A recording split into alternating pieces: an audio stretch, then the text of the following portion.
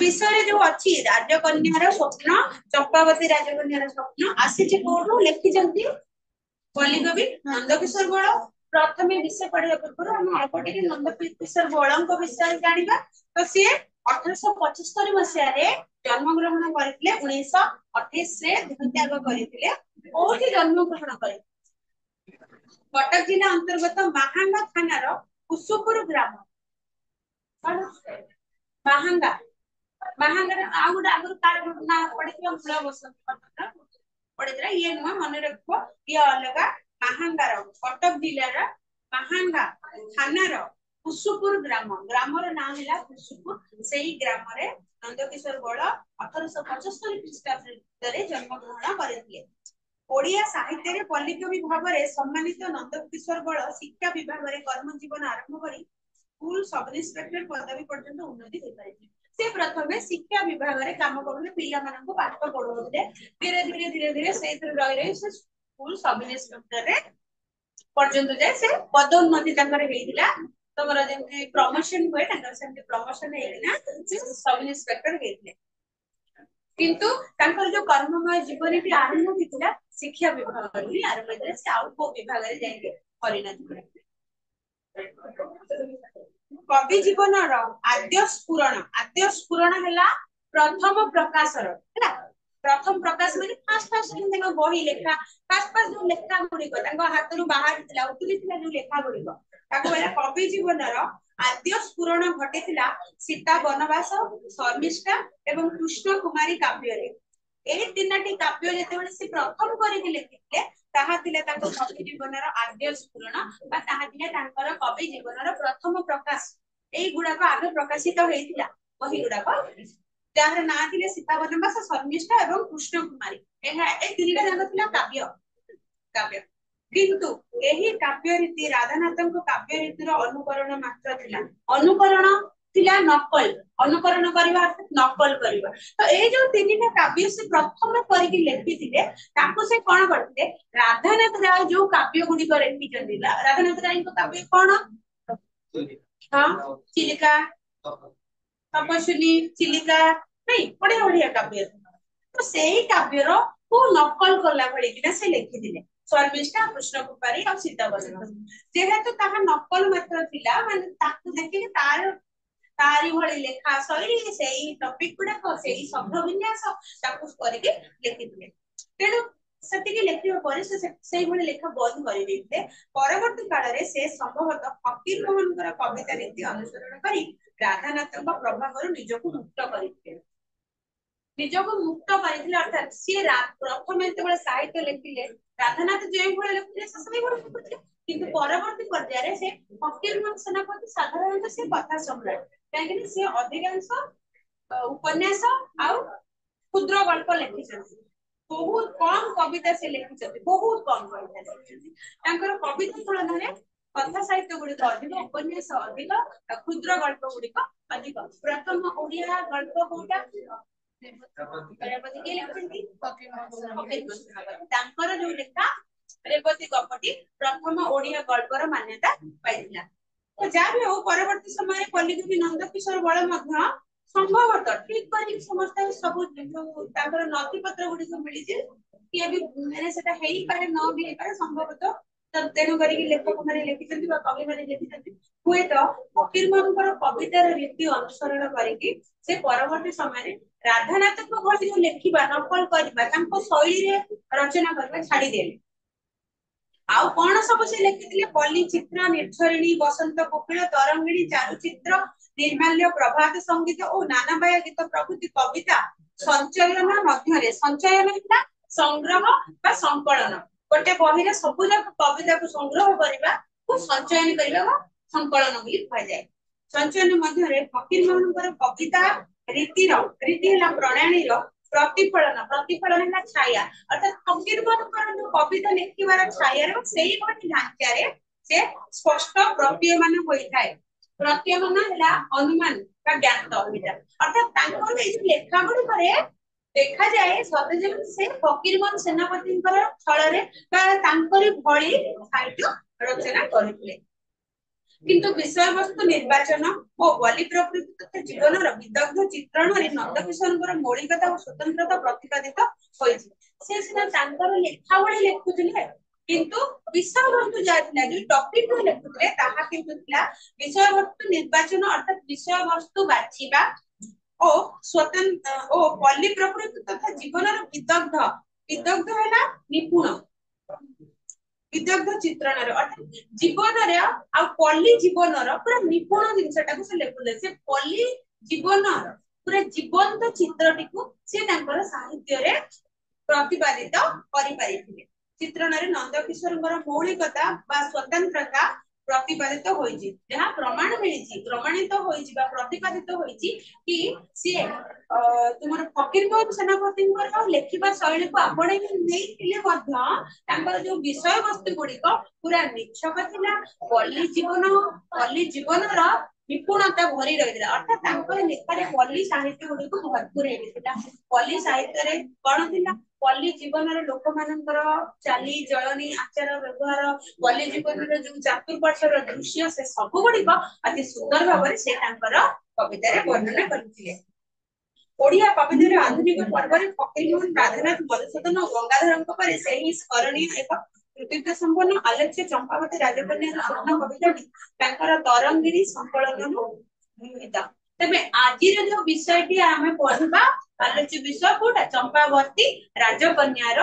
स्वप्न अर्थात चंपावती बोली जो राजकन्याटी तार मनर स्वप्नटा ताकर हृदय बा से स्वप्न गुडी देखुची से स्वप्न गुडी एते सुंदर भाबरे वर्णना करा जायछि तबे एटा आसीछि सब विषय पढ़िया पूर्व आमे सेटा कोठने कुछ आसी थाय पढ़ि द आ पूर्व विषयटा कोठु को एटा आ पूर्व विषयटा थिला गोटे अनुवाद कविता जोटा आमे पढ़िथिले एटा कहार अनुवाद कविता थिला को लेखक में को इंग्रजी कविंकर लेखा को नेकी विलियम काउपर जने इंग्रजी कवि थिले सेही इंग्रजी कविंकर लेखाटा कोन थिला द अलेक्जेंडर तांकर अनुवादित से लेखाटी को आनी अनुवाद करते थिला प्रथम नबिक विषय रे एटा किंतु जते बेले आसीबो क्वेश्चन चंपावती राजकन्यार स्वप्नटी कोठु आसीछि आलोच्य चंपावती राजकन्यार स्वप्न कविताटी तांकर तरंगिणी संकलन रु आसीछि अर्थात सी गोटे बही एई भली लिखिथिले बही रो ना रखिथिले तरंगिणी ता भीतर अनेक गुडी कविता थिला तन्मध्यरु चंपावती राजकन्यार स्वप्नटी अन्यतम जो से तरंगिणी बहीटारे 10 20 50 कविता लिखिथिले ता भीतर गोटिए हैला चंपावती राजकन्यार स्वप्न किंतु एइथरे आउ गोटे मध्ये क्वेश्चन आसीबो ए चंपावती राजकन्यार स्वप्नटी सिना आसीछि संकलन रु किंतु कहा ऊपर आधारित लेखा ताले तुमे सेठी कोन लिखबो एटा कहि दोछि विषय प्रवेश रे सेटा अछि कहि दोछि 1925 मसिया रे रचित नंदकिशोर बळंकर कनकलता उपन्यास रे एई कवितार प्रस्तुति पर्व देखबा ता पूर्व 1925 मसिया रे नंदकिशोर बळ गोटे उपन्यास लिखिबा पई प्रयासरत थिले सेई उपन्यासर नाम थिला कनकलता से उपन्यास रे जो विषय वस्तु गुडी थिला से विषय वस्तु गुडी को नै कि ए कविताटी लिखिछन कनकलता उपन्यास रे गोटे हीरोटे थिबो उपन्यास माने कोन तादर गोटे कैरेक्टर सब थिबे बडी फोन करिकि कोन किछि कपटा थिबो त तादर जो हीरो हीरोइन को विषय लेखा थिला से हीरो हीरोइन को भीतर हीरोइन रो जो माइंड रो जो भावनाटा तार स्वप्नटा को ए विषय से स्थानित करथन तेबे से हीरो कोन किए थिला सम्रांत हरिचंदन वंशर नै हीरोइन कथा आगो पड़ी जे सम्रांत हरिचंदन वंशर कन्या कनकलता ए जो चंपावती राजकन्यार स्वप्न आमे पढुचे से जो राजकन्याटी जे से राजकन्याटी विषय रे आमे जति जानिबा चाहबा ताले हमको कनकलता उपन्यास टी पढिबा पई सेठी सम्रांत हरिचंदन वंश से गोटे राजवंश हरिचंदन वंश सम्रांतर अभिजात थिबा गोटे हरिचंदन वंशर कन्या जार ना अछि कनकलता तबे से कन्याटीर ना कोन से जो राजकन्यार नाम कनकलता सहित पाइकर वंशर शिक्षित युवक आ गोटे हीरो कथा एटा हीरोइन हैला कनकलता से हैला का घर लोक सम्रांत हरिचंदन वंशर कन्या हैला कनकलता हीरो होची शिक्षित पाइकर वंशर गोटे शिक्षित युवक जार ना अछि धनंजय हैला ତାର ନା तबे हीरो ना हला धनंजय हीरोइन ना हला कनकलता धनंजय साक्षात होइछि आखंडलमणि मंदिर बेड़ारे आखंडलमणि मंदिर तुमर भद्रक रे आरडी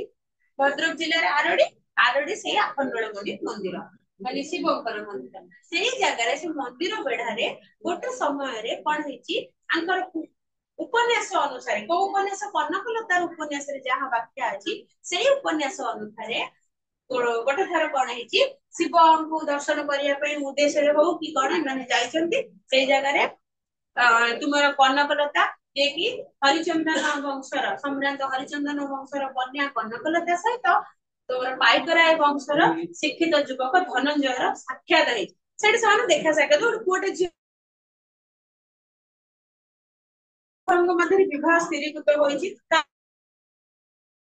पुओ झियो कर देखा सके हेछि तांकर दी जनकर तांकर फैमिली बसिना बाहागर ठीक करले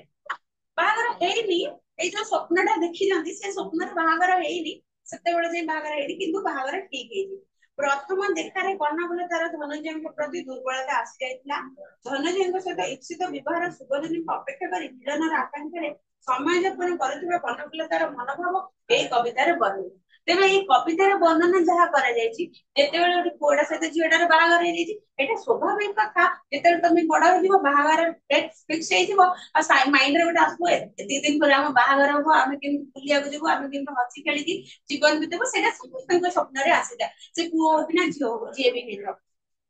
तमे सिना छोट छोट तम घरे जे भाई भौणी के बड़ थिले तांको बाहागर बागर होतो से जेते बाहागर निबंध हे जायतो बाहागर 2-3 मास थिबो तापर देखितो तांको चिड़ोतो तो बाहागर हम एते खुशी अछु ए से जो काहे कि तार मन रे गोटे आसीता आ 3 मास अछि 3 मास पर से जो बाहागर ठीक हेतिबो आ बाहागर हेबा भीतर जो मझी अवधि गुडिक मझी समय गुडिक सेही समय रे जेते बेले गोटे मन पुआटे हो का झियोटे हो ता मनर भावनार जो बदलाव आसे भावनार जो परिवर्तन हुए सेते बेले से कोन भाबुता मु सांग साथी देखि खेलीबी प्रजापति धरिबी मामा बाबा मते काई गेलो करनाती आ बड़ भाई की सानो भाई की बेसी श्रद्धा करजनी भल करजनी से विषय से भाबे कि बिल्कुल से भावना आसी बोली मन सेते बेले एया भावना आसीबो जे ए दिन एति दिन आ दिन से गणी चलीबो एति दिन मोर बाहागर हो मोर झियोटा जदी थिबो से भाबो स्वामी साथे केमति रहिबी केमति आमे सांग होई आगु को भविष्य जीवन यापन करू कि पुओटे हेतले से भाबो मो जो तनु पातले झोडा बाहाबे से नित्या सुंदर देई दिबो ताको सांग पाके दिलेया गुने भी कोन करिबो ए सब जहाए भावना आसी थाए ठीक सेमिति जेते बेले प्रथम देखारे कनकलता धनंजय को देखि ता मन रे धनंजय प्रति गोटे दुर्बलता भाव आसी भल पाइबा जागरण हे ता मन रे से भल पाई जायछि ताको धनंजय तो परवर्ती समय जेते बेले तार बाहागर ठीक हे जायछि किंतु बाहागर जो शुभ दिनटी को अपेक्षा करिछि से जो मझिर समय अवधि गुडी मध्यरे मनरे जो आसीछि केबे केबे मो से समय आसीबो जा पर मु जाई कि ताके देखता कि बाहागर हमर हबो हमर मिलन आकांक्षा रे समय यापन करते ई समय आर अतिबाहित करछि भाबी भाबी से राजकुमार तो से जो भाबी भाबी समय टी अतिबाहित करिछि ता भितरे कनकलतार मनोभाव एही कविता रे वर्णना करबे तार जो मनर परिवर्तन ता कोन सब भाबुची से भावना गुडिक एही कविता रे कवि वर्णना करिछि यौवन अवस्था तनु मन और प्राण रे जे परिवर्तन आसे एवं अंतर रे पुलकर जे जुआर उठे ताहार रूपायन एही कविता रे देखिया मिले तो यौवन अवस्था रे मनुष्य मन रे जो परिवर्तन ता आसे कहि जे फीमेल हुन तो मेल हुन तो जियो को प्रत्येक लोक जेते टिके बड़ हुए तार मनर परिवर्तन घटिबाटा स्वाभाविक कथा एटा गोटे किछि गोटे नुवा मिले नुइटा स्वाभाविक कथा प्रत्येक मनुष्य जीवन रे घटी थाए तम मान कर भी घटिबो तुम पड़ पिला जे ताख मान कर भी घटिबो जे छोट आज अंडा बच्चा जन्म हेछि भूरे भूरे से भी जते बड़े बड़ हो तार जब कॉलेज पढिबो सेते बड़े कि तार मन रे कोठना कोठी आसीबो छोटे पुओटी प्रति झियोटी रे दुर्बलता झियोटी प्रति पुओटी रे दुर्बलता आसीबा स्वाभाविक कथा तेनु सेही समय रे ता मन रे रूपायन अर्थात तार जो परिवर्तन एटा घटिछि ताको रूपांतर करा जायछि एही पृष्ठभूमि को बाद देई साधारण भाव में जने युवतीर यौवन कालीन अनुभव को ए कवितार भावभूमि बोली मध्य धरि निया जाय पारे एहा एक इंगितात्मक कविता सब क्वेश्चन आसीबो चंपावती राजकन्यार स्वप्नटी केउ धरणर कविता ताको आंसर लिखिबो एहा एक इंगितात्मक कविता इंगित करिबा अर्थात गोटे जिंस को ମାନେ ଆକ୍ଷେପ କରିବା ଇଙ୍ଗିତ କରିକି କଥା ହବା। ମଣିଷ ଜୀବନର ମହା ମୂଲ୍ୟବାନ ଅଫୁରନ୍ତ ସମ୍ଭାବନାମୟ ଅଧ୍ୟାୟ ହେଉଛି ତାର ଯୌବନ। ଯୌବନ ଅବସ୍ଥାଟା ଗୋଟେ ସମ୍ଭାବନାମୟ, କାହିଁକି ନା ସେଇ ସମୟରେ ଆମେ ଆଗକୁ କୋଉଟା ହବ କୋଉଟା ହବନି ସମ୍ଭାବନା, ବିଭିନ୍ନ ପ୍ରକାର ସମ୍ଭାବନା ଥାଏ ଯେ ମୁଁ କଣ କରିବି, ବାହା ହେଲା ପରେ ଚାକିରି କରିବି, ଚାକିରି କଲି ବାହା ହେଲି କଣ କରିବି, କୁଆଡକୁ ମୋର ଗତିଟା ଯିବ, ସେଟା ବହୁତ ସାରା ସମ୍ଭାବନା ଥାଏ। ଏହି ପର୍ଯ୍ୟାୟରେ ଜଣେ ଆଉ ଜଣଙ୍କର ସଙ୍ଗ ଲାଭ କରିବା ପାଇଁ ବ୍ୟାପୃତ ହେଇଛି। ତ ସେଇ ଯୌବନ ଅବସ୍ଥାରେ ସମସ୍ତେ ଚାହାନ୍ତି ଶାନ୍ତି ଖୋଜିଥାନ୍ତି। ଝିଅ ହେଲେ ପୁଅଟା ଖୋଜିଥିବ, ପୁଅଟେ ହେଲେ ଝିଅଟା। ଦୁଇଟି ଜୀବନର ମିଳନ ମାଧୁରୀରେ ଜୀବନର ସାର୍ଥକତା ଓ ଅମୃତତ୍ୱ ଅନୁଭବ ହେଇଥାଏ। ଏହି ଚିନ୍ତାଧାରାକୁ ରୂପାୟିତ କରିବାକୁ ଯାଇ କବି ଯୌବନକୁ ଏକ ଚମ୍ପା ଫୁଲ ସହିତ ତୁଳନା କରୁଛନ୍ତି। ତ ଏଇ ଜାଗାରେ କବି ଏଇ ଯୋଉ ସୁନ୍ଦର ଚରିତ୍ରଟାକୁ ବା ସୁନ୍ଦର ଏଇ ଯୋଉ ରୂପାନ୍ତରଟାକୁ କବିତାରେ ବର୍ଣ୍ଣନା କରିବା ସହିତ ଚମ୍ପା ଫୁଲକୁ ଯୌବନ ସହିତ ତୁଳନା କରାଯାଇଥାଏ। ଚମ୍ପା ଫୁଲଟା ଯୋଉ ଚମ୍ପାବତୀ ରାଜକନ୍ୟାର ସ୍ୱପ୍ନରେ ଗୋଟେ ଫୁଲଟାର ନାଁ ମଧ୍ୟ ଅଛି ଚମ୍ପା ଫୁଲ। ସେ ଚମ୍ପା ଫୁଲଟାକୁ ପରୋକ୍ଷରେ ଯୌବନ ସହିତ, ମାନେ ଗୋଟେ ମଣିଷର ଯୌବନ ଅବସ୍ଥା ଆସିବା ଆଉ ଫୁଲ ସେ ଯୋଉ ଆସିବାଟା ସିଧାସଳଖ ନ ଲେଖିକି ଚମ୍ପା ଫୁଲ ସହିତ ତୁଳନା କରାଯାଇଛି। ଚମ୍ପା ଫୁଲ ଭଳି ଯୌବନ ଅବସ୍ଥା କ୍ଷଣସ୍ଥାୟୀ ହେଲେ ହିଁ ସୌରଭଯୁକ୍ତ। ଫୁଲଟିଏ, ଚମ୍ପା ଫୁଲଟିଏ, ଯେକୌଣସି ଫୁଲ ହଉ, ସେ କେବେ ତାର ବାସ୍ନାଟା ଚିରସ୍ଥାୟୀ କି? ଚିରସ୍ଥାୟୀ ନାହିଁ। ଠିକ ସେମିତି ଯୌବନ ଅବସ୍ଥାଟା ମଧ୍ୟ ଚିରସ୍ଥାୟୀ ନୁହେଁ, କ୍ଷଣସ୍ଥାୟୀ। କାରଣ ତମେ ସବୁଦିନ ୟଙ୍ଗ ହେଇକି ରହିଥିବ, ରହିବ? କେହି ରହିପାରିବନି। ସେଟା ତ ମରିଯିବା ହେଲା, ମରିଯିବା ଆଉ ରହିବା ଭିତରେ କେତେ ମାନେ ଆକାଶ ପାତାଳ ଫରକ। ଆଉ ସବୁବେଳେ ଗୋଟେ ଲୋକ ୟଙ୍ଗ ହେଇକି ରହିପାରେନି, ଛୋଟ ଛୋଟ ହେଇକି ରହିପାରେନି, ଅବସ୍ଥାର ପରିବର୍ତ୍ତନ ଘଟେ। ସମାଜ, ପୃଥିବୀ, ପୁରା ଜଗତ ହଉଛି ପରିବର୍ତ୍ତନଶୀଳ। ତେଣୁ ପରିବର୍ତ୍ତନଟାକୁ ଆମକୁ ମାନି ନେବାକୁ ପଡିବ। ଆଜି ତମେ ଯେମିତି ଦେଖାଯାଉଛ, ଯେମିତି ଚିନ୍ତାଧାରା 10 ବର୍ଷ ପରେ ସେମିତି ଦେଖାଯାଉନଥିବ, କିମ୍ବା ସେଇଭଳି ଚିନ୍ତାଧାରା ନେଇକି ନଥିବ। କି 20 ବର୍ଷ ପରେ ତମେ ସେମିତି ନଥିବ, ତମେ ତମର ଛୁଆ ପିଲା ହେଇଥିବ, ନା ଅଣ୍ଡା ବଚା ହେଇକି ନୁହେଁ। ଆଉ 30 ବର୍ଷ 50 ବର୍ଷ ପରେ ବିଷଦାଡି ପାଚି ଯାଇକି ବୁଢା ବୁଢୀ ହେଇଯିବ, ନୁହେଁ କି? ସେମିତି ପରିବର୍ତ୍ତନ ହେଇଯାଏ। ତେଣୁ କୌଣସି ଜିନିଷ ଚିରସ୍ଥାୟୀ ନୁହେଁ। ଠିକ ସେମିତି ଫୁଲର ମହକ, ଚମ୍ପା ଫୁଲ ଯେମିତି ଚିରସ୍ଥାୟୀ ନୁହେଁ, ଯୌବନ ମଧ୍ୟ କାହାର ବି ଚିରସ୍ଥାୟୀ ନୁହେଁ। କ୍ଷଣଜୀବୀ ଏହି ସ୍ଫୁଲିଙ୍ଗର ଅର୍ଜନ ଓଡିଆ ସାହିତ୍ୟରେ ବହୁ କବି କରିଥିଲେ ମଧ୍ୟ ନନ୍ଦକିଶୋରଙ୍କର ଚର୍ଚ୍ଚା ବେଶ ନିଆରା ଏବଂ ଭଦ୍ରକାଳୀ। ଏଇ ଯୋଉ ସ୍ଫୁଲିଙ୍ଗର ମାନେ ଅଗ୍ନିକଣାର ବା ଅଳ୍ପାୟୁ ଅଗ୍ନିକଣାର, ଅର୍ଥାତ ଏଇ ଯୋଉ ଅଳ୍ପ ସମୟ ଅବଧିର ଯୌବନ ଅବସ୍ଥାକୁ ବହୁତ ତାଙ୍କ ସାହିତ୍ୟରେ ସ୍ଥାନ ଦେଇଥିଲେ ମଧ୍ୟ ନନ୍ଦକିଶୋର ବଳଙ୍କର ଅତି ସ୍ୱତନ୍ତ୍ର ଆଉ ଟିକେ ନିଆରା ଧରଣର କବିତା। ଭାବଧାରାରେ ସାଂସ୍କୃତିକ ଶାଳୀନତା ଏବଂ ଶବ୍ଦ ଚୟନର ଅନନ୍ୟ ସରଳତା ତାଙ୍କ କବିତାର ମହତ୍ୱକୁ ପାଠକ ମାନଙ୍କ ପ୍ରତି ଶ୍ରଦ୍ଧା କରିପାରିଛି। ଏଇଟା ଅଛି କଣ, ତାଙ୍କର କିଛି ଅଶ୍ଳୀଳ କଥା ସେ ଲେଖି ନାହାନ୍ତି। ଗୋଟେ ପୁଅ ଝିଅକୁ ଭଲ ପାଇବା, ଝିଅ ପୁଅକୁ ଭଲ ପାଇବାକୁ ନେଇକିନା କିଛି ଅଶ୍ଳୀଳତା ସେ ରଖିନାହାନ୍ତି। ଅତି ସରଳ ଭାବନୀୟ ଭାବରେ, ସୁନ୍ଦର ଭାବରେ ସେ ବର୍ଣ୍ଣନା କରିଛନ୍ତି ମନୁଷ୍ୟର ଭାବନାର ରୂପାନ୍ତର। ତ ବିଷୟ ଏଇ ବିଷୟରୁ ଆସିଛି। ତେବେ ଯଦି କ୍ୱେଶ୍ଚନ ପଡିବ କୋଉଠୁ ଆସିଛି, କୋଉ ଯଦି ପଡିବ ତୁମର କୋଉ ସଂକଳନରୁ ଆସିଛି, ତାହେଲେ ଲେଖିବ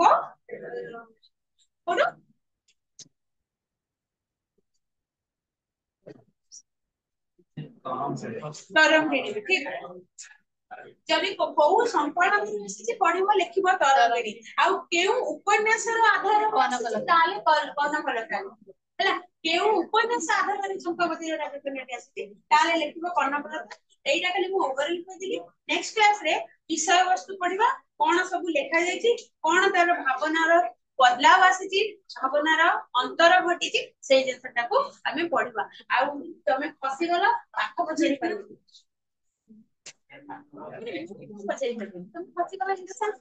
ମୋ କାରଣରୁ ତମେ ଫସିଗଲ, ମୁଁ ଟାଇମଟା ଜାଣିପାରିଲି। ତ ଗୋଟେ କ୍ୱେଶ୍ଚନ କହିଲ, ହୃଦୟ ରାଜ୍ୟ ଶାନ୍ତି ରତ୍ନରେ କିପରି ମଣ୍ଡିତ ହେବ? ଅପସନ ଅଛି ନାଇଁ, ଏଇଟା ଅଛି ତମର 3 ମାର୍କିଆ, 3 ମାର୍କିଆ। କାଲି କହିବ ଆର କ୍ଲାସରେ। ହଉ, ଆର କ୍ଲାସ ପାଇଁ ନା ପାଠ ହେଲା ଯୋଉ ଫାର୍ଷ୍ଟ ଚ୍ୟାପ୍ଟରଟା ପଢା ହେଇଛି, ସେଇ ଫାର୍ଷ୍ଟ ଚ୍ୟାପ୍ଟରର 1 ମାର୍କିଆ 2 ମାର୍କିଆ 3 ମାର୍କିଆ ପଢିକି ଆସିବ। आसुची तो आंसर आसुची तो जोड़ा ना आसीबो कहबो पछारिबो